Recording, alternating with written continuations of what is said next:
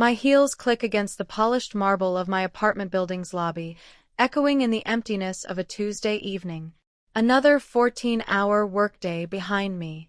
Another milestone reached for Horizon Brands. The client had practically hugged me after my presentation. I check my phone again. Still nothing. The elevator doors slide open with a soft chime, and I step inside, watching my reflection in the mirrored walls. Quinn Edwards, 32 years old today, senior PR executive, wearing exhaustion like an expensive perfume. My green eyes look back at me, searching for something worth celebrating. The number on my screen doesn't change. 0 messages, 0 calls. I tell myself it doesn't matter. I'm a grown woman who handles multi-million-dollar accounts. Birthdays are for children. But when I unlock my apartment door, the small cake I bought myself that morning sits accusingly on my coffee table. A single candle stands unlit in its center, a pathetic little soldier awaiting orders that won't come. "Happy birthday to me," I whisper to no one. I drop my leather briefcase by the sofa and kick off my heels, sinking onto the cushions. My apartment feels hollow tonight, despite the careful decorating I'd done to make it feel like home. The clock on my wall ticks steadily toward midnight, counting down the final minutes of my birthday. My phone remains stubbornly silent. I reach for my laptop, thinking I'll distract myself with work until this day is officially over. Maybe check that proposal one more time. But instead, my fingers betray me opening Facebook. The first post freezes me in place. There's my brother, Miles, champagne glass raised high, surrounded by smiling faces. Behind him hangs a banner, "Congratulations on your promotion." My father's arm is draped around his shoulder, pride radiating from his face. My mother stands on his other side, beaming up at her son. The timestamp shows the photos were posted 4 hours ago, my birthday. I scroll down. Each image a fresh wound, dozens of pictures, the entire extended family there. Aunts, uncles, cousins I haven't seen in years, all gathered around Miles, celebrating. The comments swim before my eyes. "So proud of our superstar," my father wrote. "The Edwards family legacy continues," my mother added. My hand trembles as I set the laptop down. They didn't forget my birthday. They chose to celebrate something else instead. Again, the memory surfaces without invitation. Sitting alone at the restaurant table, 11 years old, a single birthday candle melting into my cake as I waited for my family to return from Miles's debate competition. They'd promised they'd be back in time. They weren't. Then at 17, shipped off to Grandma's house on my birthday weekend while my parents toured Yale with Miles. "It's his future, Quinn," Dad had explained, not quite meeting my eyes. My college graduation, overshadowed by Miles's engagement announcement at what was supposed to be my celebration dinner. The conversation quickly shifted from my summa cum laude honors to wedding venues and guest lists. Just last month, my father dismissed the Horizon campaign that increased client revenue by 41%. "It's just advertising, Quinn," he'd said, glancing at his watch. "Not like Miles's work in finance. That's the real impact." I pick up my phone and scroll through my contacts.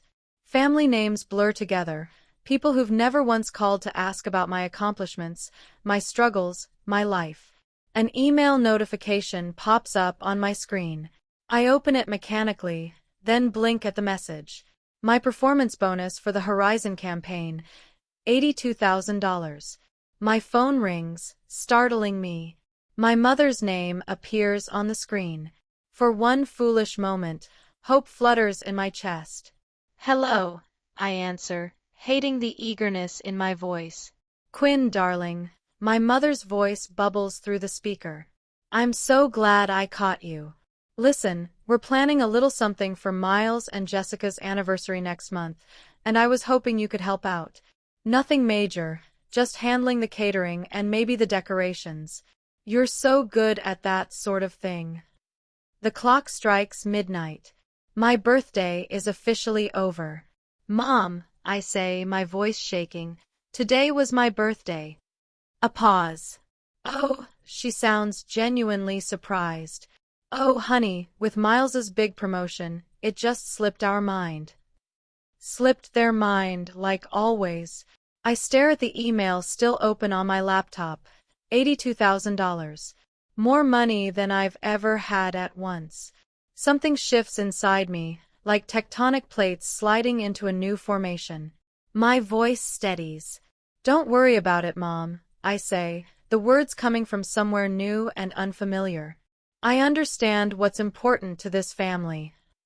And for the first time in my life, I truly do. 4 days later at work, my fingertips hover over the keyboard, frozen in disbelief. The group chat that I am not part of, but thanks to Mom's accidental invitation, I entered it. Threads sprawl across my screen like a crime scene, each message more damning than the last. Quinn should contribute significantly to Miles's anniversary gift, my father wrote. At least 20,000. My mother's reply appears below. She just got that bonus. Time she supports the family for once. And there it is, my name spelled Quinn in the family thread, 1 N instead of 2. My own mother can't even spell my name correctly. I lean back in my office chair, the leather creaking beneath me. The Chicago skyline stretches beyond my window, buildings glittering in the afternoon sun. Inside Horizon PR's glass-walled conference room, I'm supposed to be preparing for tomorrow's client meeting. Instead, I'm discovering just how little I matter to the people who should care most. My phone vibrates. Jennifer pokes her head through my doorway, her dark curls bouncing as she enters.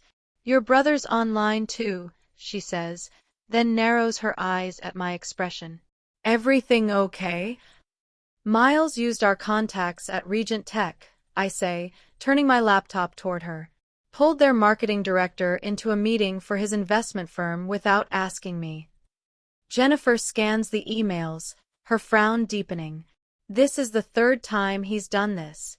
And your dad thinks you should give him 20 grand for an anniversary party. She lets out a low whistle. That's messed up, Quinn. Apparently, it's time I support the family for once, I say, the words bitter on my tongue. What exactly have they done for you lately? Jennifer asks, perching on the edge of my desk. Her bluntness is why we've been friends since orientation day 5 years ago. The question hangs in the air as my office phone continues blinking.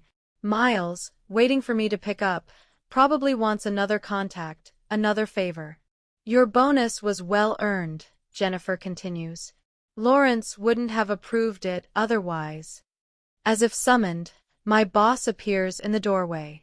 Lawrence Chen, CEO of Horizon PR, immaculate in his charcoal suit despite the late hour. Quinn, the Westfield campaign numbers just came in, he says, sliding a folder across my desk.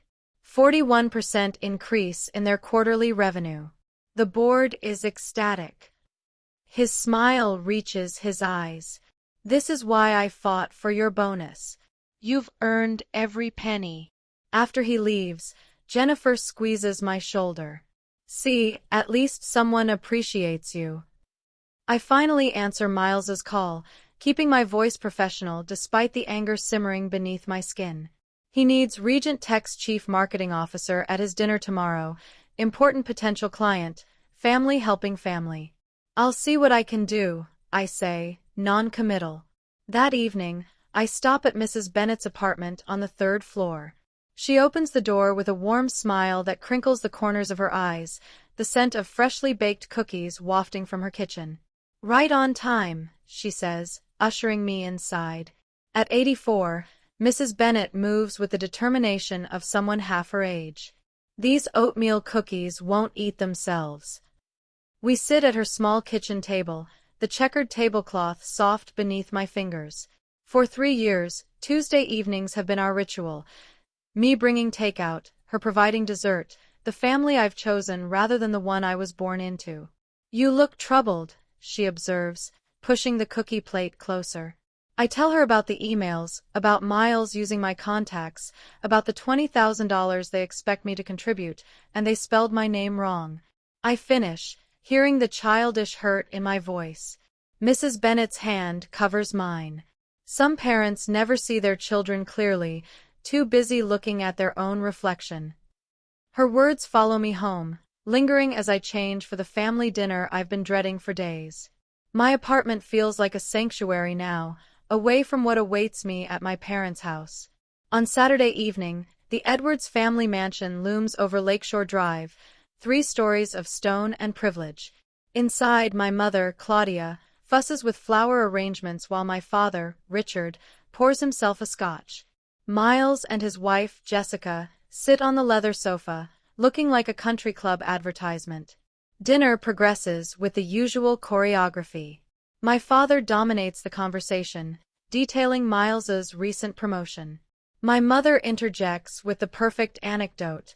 I push salmon around my plate, waiting for the inevitable. It comes with dessert. Quinn, my father says, setting down his coffee cup with authoritative precision, we need to discuss your contribution to Miles and Jessica's anniversary celebration. The room seems to contract, all eyes turning to me. 20,000 would cover the venue and catering, he continues. As the only family member with a recent windfall, it seems appropriate. My mother nods, her pearl earrings catching the light. Family supports family, darling. The words trigger something in me. Family supports family. When had they supported me? I can't, I say quietly. My father frowns, not processing my refusal. I beg your pardon? I can't contribute $20,000. My voice steadies. That's a quarter of my bonus. I have other plans for it. Silence descends, thick and unfamiliar. No one in this room is accustomed to hearing no from Quinn Edwards. What other plans could possibly take precedence over your brother's celebration? My father's voice drops dangerously. My future, I answer simply. My mother's face crumples. After all we've done for you, she whispers, tears gathering. The performance is flawless, designed to maximize guilt. What exactly have you done for me? The question slips out before I can stop it. My father rises, towering over the table. I will not tolerate ingratitude in this house. Your brother is the real achiever in this family. The least you can do is support his success. His words strike with precision, finding the bruise he's been pressing my entire life. I stand, legs unsteady beneath me. I need to go, I say, gathering my purse. My mother reaches for my arm. Quinn, please don't make a scene. But for once, I don't retreat into silence. I don't smooth things over. I walk out the front door, guilt trailing behind me like a shadow. But something else, too. Resolution. For the first time in 32 years, I've refused to fade into the background of my brother's life. It feels terrifying. It feels right. In my car, hands still trembling on the steering wheel, I make a promise to myself. This is just the beginning. A week later, Mother calls every morning at precisely 7:15. I've started leaving my phone in the bathroom while I make coffee. Quinn, sweetie, this rebellious phase needs to end. Her voice echoes from the speaker as I apply mascara. Your father hasn't slept properly since that dinner. I watch myself in the mirror, cataloging the familiar tightness around my mouth. Mom, I'm not rebellious. I'm 32. Then why are you breaking our hearts after everything we've sacrificed for you? The mascara wand freezes midair. What exactly have you sacrificed for me? She gasps, genuinely shocked. How can you ask that? We gave you everything. I have a meeting. I need to go. I hang up before she can respond. By afternoon, my father strides through the glass doors of Horizon Brands, his tailored suit and commanding presence turning heads. Jennifer catches my eye across the conference room, mouthing "Code Red" before disappearing. I intercept him near reception. Dad, this is my workplace. Then you should conduct yourself like a professional, his voice carries, drawing attention from nearby cubicles. Professionals honor their family obligations. Lower your voice. I guide him toward an empty meeting room, acutely aware of curious glances. What do you want? Your mother hasn't stopped crying. Is that what you wanted, to punish us because we missed one birthday? The dismissal ignites something molten inside me. Try 20 years of birthdays, graduations, and achievements. You always exaggerate, he checks his watch. The point is, Miles deserves our support. 20,000 from your bonus is more than fair. My phone buzzes with an emergency alert from our biggest client. I have to handle this crisis. We'll talk later. No, this conversation isn't finished, Quinn. Actually, it is. I close the door behind me, hands trembling, but voice steady as I dial the client. 3 hours later, I stand before our executive team, presenting the crisis management strategy that saved the Westridge account. My voice doesn't waver once. That was extraordinary work, our CEO says afterward, hand on my shoulder. You just saved a $3 million account with that quick thinking. The client called me personally to sing your praises. Pride blooms warm in my chest, unfamiliar but welcome. Thank you. I appreciate that. Walking back to my office, I notice 6 missed calls from Miles and a text. Mom's crying every night because of you. Fix this. Fix. I silence my phone and turn to the stack of congratulatory emails from colleagues and clients. The contrast is stark. At work, I'm valued. At home, I'm an afterthought unless I'm giving something. 3 weeks after my birthday, I sit alone in a corner cafe, laptop open, a half-eaten slice of carrot cake beside me. At a nearby table, a group of friends surround a young woman wearing a paper crown. They laugh, offering gifts wrapped in shiny paper. Make a wish, Amanda, someone calls as she blows out her candles. I watch their easy affection, the genuine celebration of her existence. The realization settles like a stone. I will never have this with my family. No amount of achievement will make them see me. My fingers hover over the keyboard, not quite deciding to. I type, Lakefront Property, Michigan. The search yields dozens of results. I click on one. A 4-bedroom house with wide windows facing the water, wooden deck wrapping around 3 sides, mature pine trees offering privacy. Price, $365,000. I study the photos, something expanding in my chest with each swipe. This could be mine, my refuge, my choice. The next morning, I call a realtor and arrange a private viewing. 2 days later, I stand on that wooden deck, watching sunlight dance across the lake surface. The owners are motivated sellers, the realtor explains. They've already moved to Arizona. I'll take it, I hear myself say. I can make a substantial down payment. Her eyebrows lift. Don't you want to think about it? Maybe bring your family to see it. No, the word feels clean, definitive. This is for me. Days later, the mortgage approval comes through quickly, thanks to my excellent credit. I sign papers in a quiet office, each signature feeling like a declaration of independence. Mrs. Bennett, my elderly neighbor who's shown more interest in my life than my mother ever has, accompanies me to the closing. You're doing the right thing, dear, she says, patting my hand as I receive the keys. Sometimes we need to build our own sanctuary. For the first time in weeks, my hands are perfectly steady. I spend weekends at the lake house, transforming it room by room. The walls fill with framed awards and photographs of moments I'm proud of. My college graduation, the team celebration after landing the Westridge account, the magazine cover featuring my PR campaign. The master bedroom becomes my favorite space. I hang a small wooden sign on the door, the birthday suite. Inside, I place a reading chair by the window overlooking the lake, stack books I've always wanted to read on the nightstand, and splurge on the softest bedding I can find. On a bright Sunday, I type out housewarming invitations to Jennifer, my colleagues, and Mrs. Bennett. My finger hovers over my family contacts, a lifetime of conditioning urging me to include them. Instead, I press send, only to those who have celebrated my successes, who see me clearly.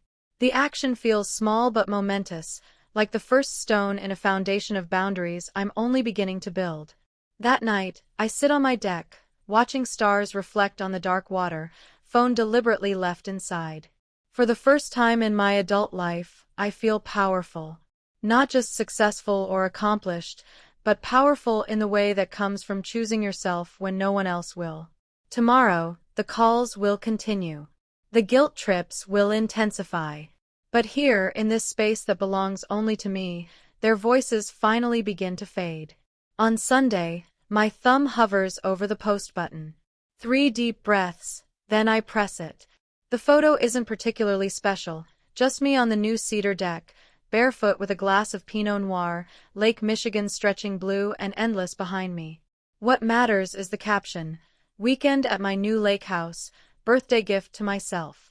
I set my phone screen down on the weathered wooden railing and lift my face to the golden Michigan sunset. The September air carries a hint of autumn, crisp against my skin. For 20 minutes, I simply breathe, watching light dance across gentle waves while chickadees call from nearby pines. When I finally check my phone, the notification count stops me cold. 17 missed calls, 32 text messages. My mother has called 8 times in 15 minutes. I silence the ringer and slip the phone into the pocket of my jeans. Not today.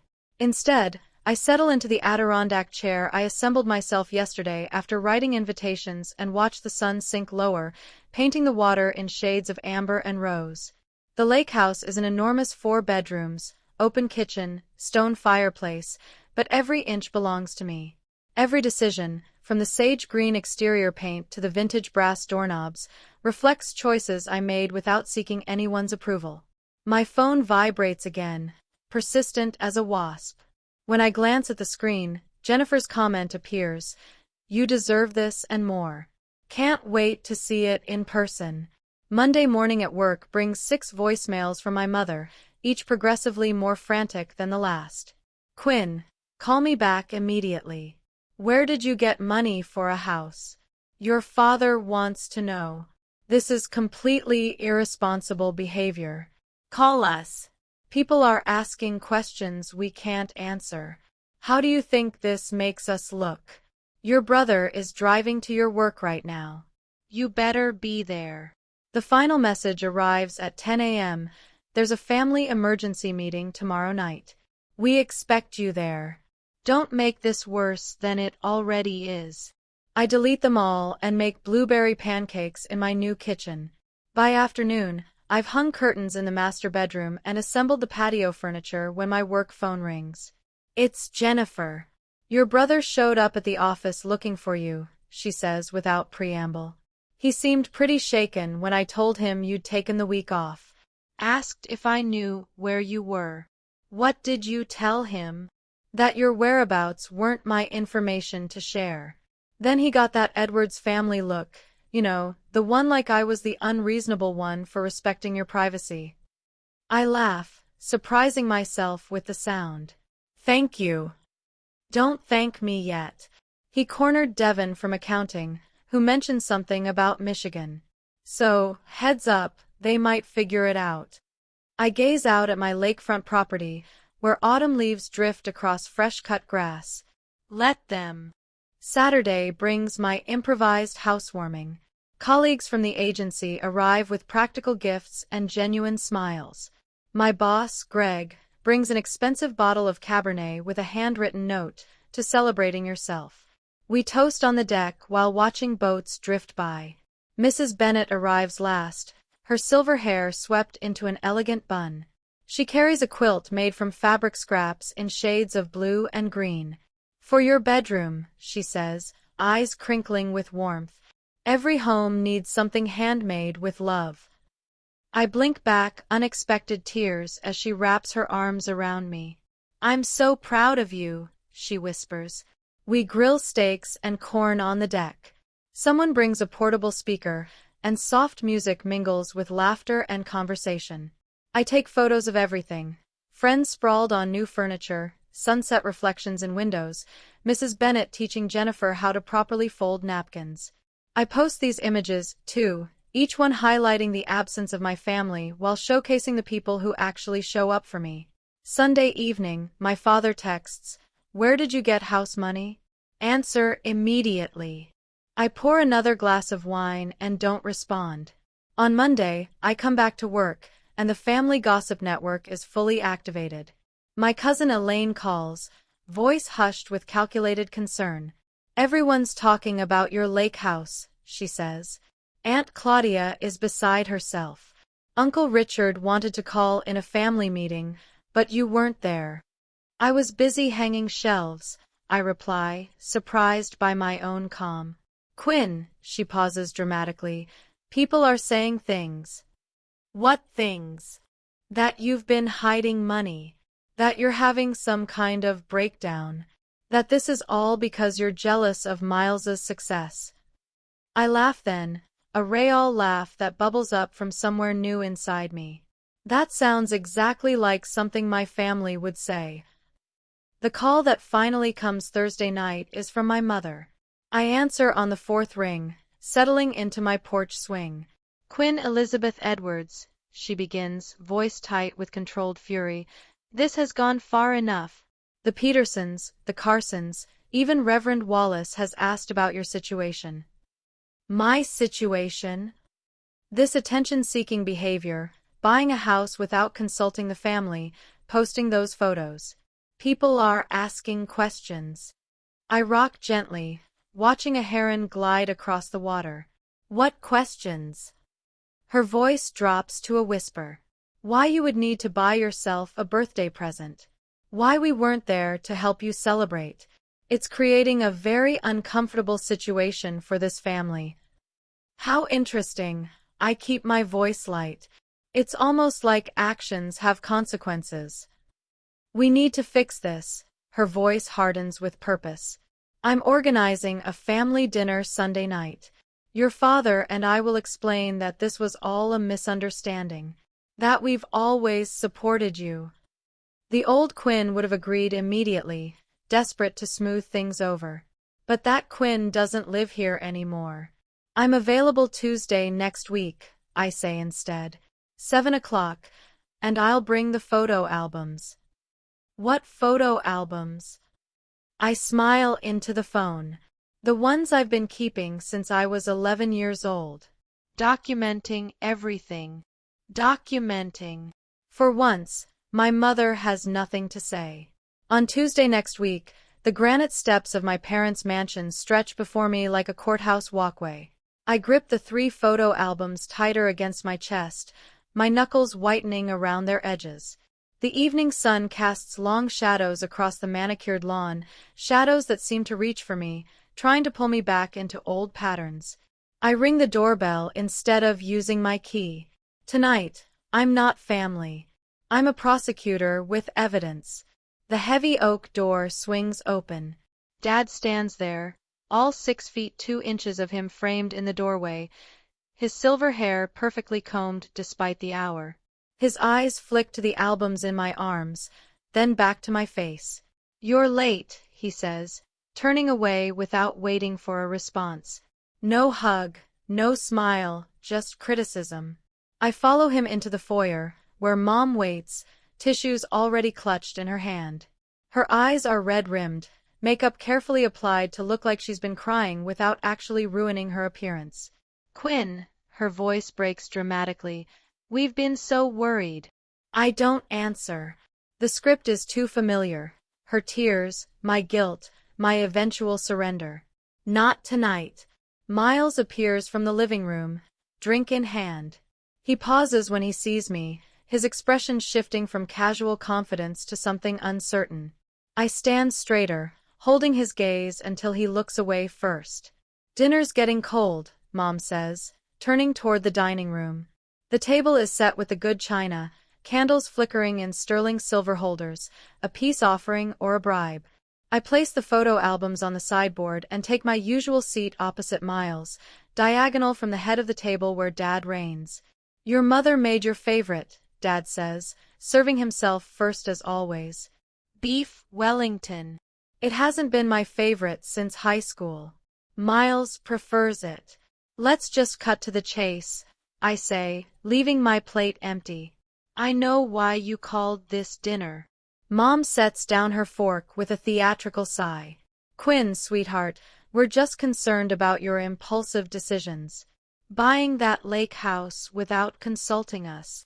Dad interjects, knife slicing through his meat with surgical precision. It reflects poorly on the family image. Reckless spending. Poor financial planning. It was my bonus money, I say quietly. Money that could have been invested properly, he continues, as if I hadn't spoken, or contributed to something meaningful for the family. Miles clears his throat. Quinn, no one's saying you can't have nice things, but maybe selling it would keep peace in the family.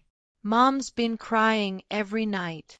Mom dabs at eyes that remain suspiciously dry. You're breaking your mother's heart, she whispers. I push back my chair and walk to the sideboard. The album feels heavy in my hands as I return, placing it at the center of the table. I brought something I thought you should see. Dad's mouth tightens. We don't have time for scrapbooks. Make time. My voice doesn't waver. I open the first album, pages of Miles in party hats, Miles blowing out candles, Miles surrounded by towers of presents, ages 6 through 25, each birthday documented with professional photography. Turn to page 16, I tell Miles. He hesitates, then flips the page. A photo of his 18th birthday, a car with a giant bow, Dad handing him keys, Mom crying tears of actual joy. I slide the second album forward. This one's mine. Mom reaches for it first, her fingers trembling slightly as she opens it. Empty pages stare back at her, a few scattered photos. Me alone with store-bought cupcakes, one of Mrs. Bennet hugging me on my 30th, nothing else. There was nothing to put in it, I explain. On my 21st birthday, you were at Miles's engagement party. Remember. Miles flinches. I open the third album without waiting for a response. Family vacations, Disney World, the Grand Canyon, European tours. I'm not in these because I wasn't there, I say. I was left with Grandma or at summer camp or told there wasn't enough money for everyone to go. Dad stands abruptly, chair scraping against hardwood. What's the point of this melodrama, Quinn? You've always been the difficult one. The point is evidence. Next comes a spreadsheet, printed and highlighted. This tracks family spending, Miles versus me, college tuition, birthday gifts, car down payments, family trips. The numbers tell their own story. Thousands for Miles, hundreds for me. And this, I say, pulling out a worn diary page, is from when I was 9. I read aloud, maybe next year they'll remember my birthday without Grandma calling to remind them. Finally, I produce a photograph, Christmas dinner 3 years ago, an empty chair at the table, a place setting with my name on a card. I was in Chicago working. You knew I couldn't come, but you set a place anyway, took this picture, and sent it to me with, "We missed you." You wanted me to feel guilty for not being there. But I was the only one who noticed something. I point to the chair. Look closer. Mom takes the photo, squinting. That's not my usual chair, I say quietly. That's where guests sit. Even when you're pretending I belong, I'm still an outsider. The silence stretches between us, taut as a wire. Dad's face darkens to crimson. What do you want from us, Quinn? An apology. Fine. We favored Miles. He was always the priority. He's carrying on the Edwards name, the Edwards legacy. Mom crumples, real tears now. We didn't mean to. It just happened. And then it became a pattern. And I was easier to ignore. I finish for her. Miles hasn't spoken. He's staring at a photo I deliberately placed at the edge of the table. Him at 8, surrounded by presents. Me at 6, watching from the background, mouth tight in a smile that doesn't reach my eyes. I stand, gathering my evidence except for the albums. Those I leave behind. I don't need your approval anymore, I say, voice clear and steady. I don't need your love or your attention or your validation. I waited 32 years for you to see me. I'm done waiting. I turn toward the door, shoulders straight, steps unhurried. Behind me, Miles calls my name. Mom sobs. Dad remains silent. I pause at the threshold, not looking back. The albums are yours to keep. Consider them a gift. The door closes behind me with a quiet click that echoes like thunder. A year later, on my birthday, the morning sun paints gold across my lake house deck as I arrange a tray of fresh fruit beside a champagne bucket. 33 candles wait on the cake. Jennifer insisted on one for each year, plus one for luck. Need any help? Mark from marketing calls from the sliding door, balancing a platter of pastries. Just set those anywhere. I smooth my red sundress and check my watch. Everyone should be here within the hour. A year makes quite the difference. Last birthday, I sat alone in my apartment with a store-bought cake. Today, my deck bustles with colleagues and new friends, all here to celebrate me.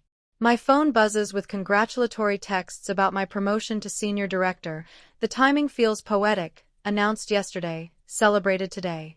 The lake sparkles beyond the railing, reflecting a sky that matches my mood. Dr. Levine, my therapist, would call this progress. Our weekly sessions have helped me understand the family dynamics that shaped me. Generational patterns, she calls them. Breaking them takes courage. Courage looks like spending Thanksgiving at a resort in Vermont instead of my parents' house, like muting group texts when they turn manipulative, like building my own traditions from scratch. Quinn, Jennifer raises her mimosa glass, to the birthday girl who taught us all how to choose ourselves. Glasses clink. Laughter ripples. I absorb the warmth of genuine connection, so different from the hollow performance of family gatherings. A car door slams out front. I know that engine sound. My brother's BMW. Miles stands awkwardly at the edge of the deck, holding a wrapped package. The party conversation dims as he approaches. Sorry to crash, he says. I just wanted to give you this in person. We haven't spoken since the photo album confrontation, since he watched his perfect family narrative crumble under the weight of evidence. Join us, I say, surprising myself with how much I mean it. Later, when the party moves indoors, Miles and I sit at the end of the dock. The package rests between us, still wrapped. Therapy's been eye-opening, he admits, watching a sailboat cut across the horizon. Dad still won't go, but Mom's trying. She talks about you differently now. And you? I ask. I never saw it until you showed us how they erased you while spotlighting me. He pushes the package toward me. Open it. Inside is a framed photograph I've never seen before. Me at 7, perched on our old tire swing, laughing at something beyond the camera, just me. Found it in Dad's storage boxes, Miles explains. Had it restored. Proof you existed even when nobody was looking. My throat tightens. Not a solution, but a beginning. A knock at the lake house door pulls me back to the party. Through the glass, I see my mother standing alone on the porch, clutching a small bakery box. She insisted on coming, Miles says. I didn't tell her where until today. Mom's hands tremble as she holds out the box. Inside sits a cupcake with a single candle. Happy birthday, Quinn, she whispers, her rehearsed smile faltering into something more genuine. I brought carrot cake. You always liked that, didn't you? I did, she remembered. The party's winding down, I say, stepping aside. You can stay for cake if you'd like. Her relief is palpable. Small steps. After everyone leaves, I walk back to the dock as twilight settles over the lake. Last year, I spent my birthday staring at an empty inbox in a sterile cafe. Tonight, I'm surrounded by gifts chosen with care, echoes of laughter, and the beginnings of boundaries that protect without isolating. My phone chimes with a text from Mrs. Bennet. Did you enjoy your day, dear? I smile as I type my reply. For the first time, I truly celebrated myself. The lake house windows glow behind me, light reflecting on the gentle waves. I raise my glass to my silhouette against the sunset, toasting the woman who finally learned that validation begins within. What gift have you given yourself that changed everything? Share your